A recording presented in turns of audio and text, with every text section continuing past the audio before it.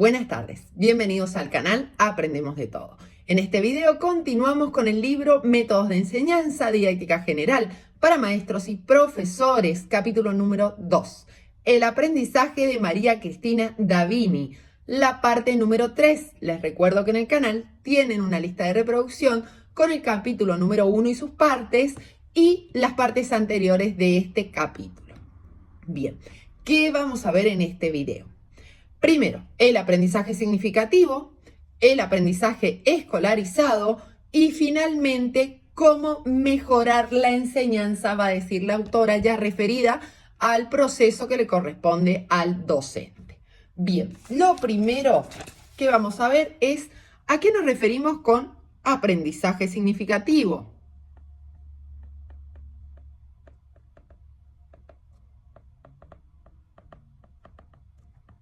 Y primero va a retomar el concepto de aprendizaje que vimos en la primera parte de este capítulo, que dice: el aprendizaje representa un cambio o una modificación del comportamiento de carácter duradero y estable. ¿A qué se refiere con esta palabra duradero? Dice: la memoria es indispensable para asegurar la continuidad de lo aprendido y para seguir aprendiendo, es decir, que quede guardado en la memoria. ¿Y a qué se refiere con esa palabra memoria? Dice: debe estar acompañada de comprensión y reflexión. Es decir, no es repito como loro una poesía y me la aprendo de memoria, porque no estaría ni reflexionada ni analizada. Sin embargo, si trabajo la poesía desde la representación gráfica de imagen, desde una experiencia, desde analogías o ejemplos, etc. ¿Por qué dice esto la autora? Porque en base a esto, sí, que sea duradero y se encuentre trabajado en la memoria, se va a considerar un aprendizaje significativo. Recuerden que este concepto es de David Ausubel en su teoría aprendizaje significativo, que lo tienen en el canal por si la quieren ver completa. Bien, dice: esta noción de aprendizaje significativo, también la trabaja Novak, Joseph Novak. Dice: en primer lugar, es opuesto al aprendizaje repetitivo, que les decía recién. Opuesto al aprendizaje repetitivo. Por ejemplo, cuando enseñaban antes las tablas, decían 2 por 0, 0, 2 por 1, 2, 2 por 2, 4, sin ningún sentido. Hoy, sí, eso era un aprendizaje repetitivo memorístico. Y los niños, al pasar del tiempo, se olvidaban. Entonces no era un aprendizaje duradero porque no se encontraba en la memoria. Sin embargo, hoy en didáctica de la matemática se enseña el concepto de veces. Por lo tanto, se trabaja 2 veces 3 igual a 6 y 3 veces 2 igual a 6. Entonces, acompañados, o mejor dicho, basándonos en la suma repetitiva, que es un contenido que se enseña con anterioridad, se trabaja el sentido de la multiplicación. Bien, continuemos. Por otro lado, es posible cuando se relaciona la información nueva con los conocimientos previos. Bueno, mismo ejemplo, como les decía, afirmada en un conocimiento previo, que es la suma repetitiva. Es posible, dijimos, cuando se relaciona la nueva información con los conocimientos previos. Bien, para facilitar este aprendizaje significativo, ¿qué características tiene que tener el contenido según, como les decía recién, la teoría de David Ausubel? características del contenido. Por un lado, el contenido tiene que tener un orden lógico, es decir, tiene que ser coherente y contextualizado. 2. Que el contenido que se enseña se pueda relacionar con conocimientos previos. Esto es de orden psicológico, ¿sí? Por eso siempre la docente realiza el diagnóstico, para saber qué saben mis alumnos, para conocer qué saben, mejor dicho. Bien, por otro lado, que lo que se enseña se relacione con los intereses de quienes aprenden. Y esto también referido con el contexto del niño.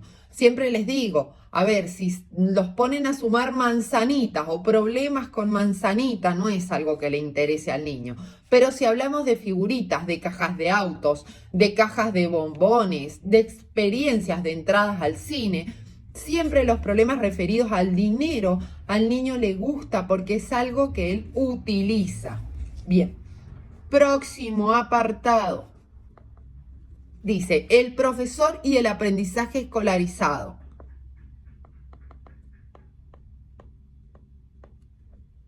El aprendizaje escolarizado. Por un lado, cuestiona los estudios sobre el aprendizaje en cuanto a que se realizaron en situaciones experimentales y estudiaban al hombre en su comportamiento. Es decir, Piaget estudió el desarrollo cognitivo de los niños, de sus hijos, con su hijo sentado en un ambiente controlado, ¿sí? Ruidos, distracciones, etc. Después estos estudios se aplican a medios donde no son en las mismas condiciones. Es decir, es como que las teorías del aprendizaje se realizaron, no todas, no englobemos, en ambientes controlados, con estímulos controlados, y esto en la realidad institucional, en la escuela, en ese aprendizaje escolarizado, no sucede, ¿sí? Por eso es que siempre les digo, de forma crítica, el docente debe tomar aquellos conocimientos que le sean útiles según el grupo de alumnos, según la institución y según el contenido que se va a enseñar. Bien, por lo tanto, va a decir, no se originaron para mejorar la enseñanza, ni teniendo en cuenta el contexto escolar, ¿sí? Bueno, es lo mismo que les comentaba. Por otro lado, dice, la escuela posee una función social, incluir a las personas en tantos sujetos de derecho, la democratización y herramientas de conocimiento. 3 funciones le da a la escuela. Por otro lado, cuestiona la enseñanza y el aprendizaje en la escuela. ¿Por qué?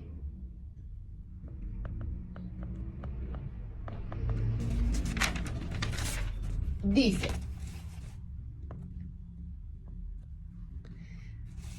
el aislamiento de los alumnos en el ambiente del aula, distanciado de lo real. Y sí, no es lo mismo aprender el ciclo de vida de una planta en una huerta que con imágenes dentro de un aula. Por otro lado, instrucciones simultáneas de muchos alumnos con un maestro. Es decir, tenemos a veces 30, 35 alumnos y un solo docente.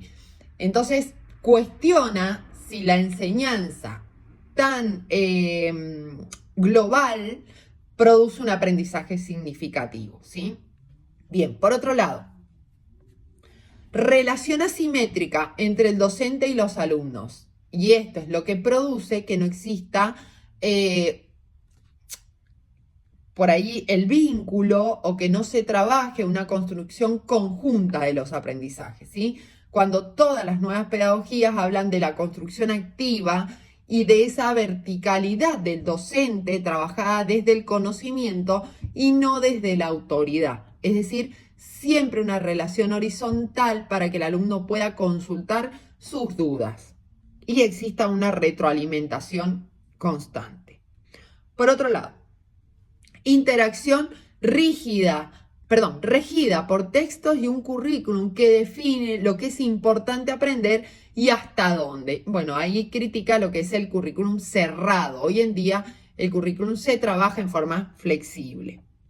Por otro lado, los tiempos de aprendizaje regulados por horarios fijos. Y esto es un aspecto que influye bastante en el trabajo docente, los tiempos.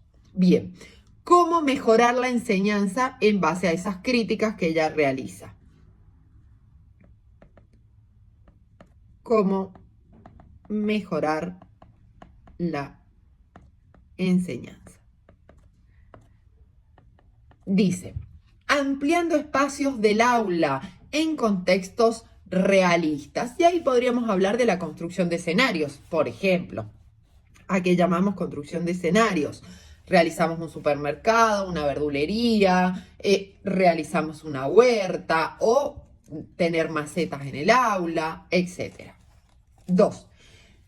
Estimulando y facilitando el uso de múltiples formas de conocimiento y herramientas culturales. Por ejemplo, imágenes, videos, audios.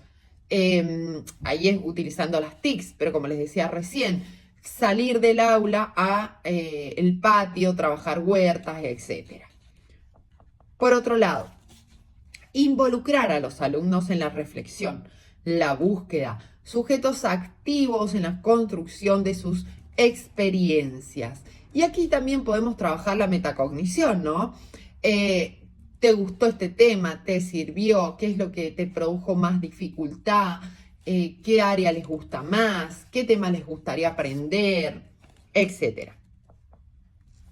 Por otro lado, promover actividades colaborativas, estimulando el intercambio, el debate y trabajos conjuntos. Siempre el aprendizaje en grupo es enriquecedor. Y finalmente va a decir, trabajando en equipo con otros docentes. No solamente con los docentes de otras áreas, sino también con mi docente paralela del otro grado. Por ejemplo, de sexto, la otra docente poder trabajar proyectos o contenidos en forma conjunta. No todo, ¿por qué? Porque muchas veces ocurre que el nivel de cada grupo es diferente o los ritmos de aprendizaje. Bien, si te sirvió el video, regálame un me gusta, suscríbete y comparte. Si necesitas cualquier contenido o deseas clases de didáctica general, didáctica de la matemática, práctica profesional, pedagogía, sujeto del aprendizaje, psicología educacional, entre otras materias, puedes contactarnos en nuestras redes sociales, TikTok, Facebook y Instagram o por nuestro mail aprendemosdetodo123@gmail.com. Desde ya, muchas gracias. Adiós.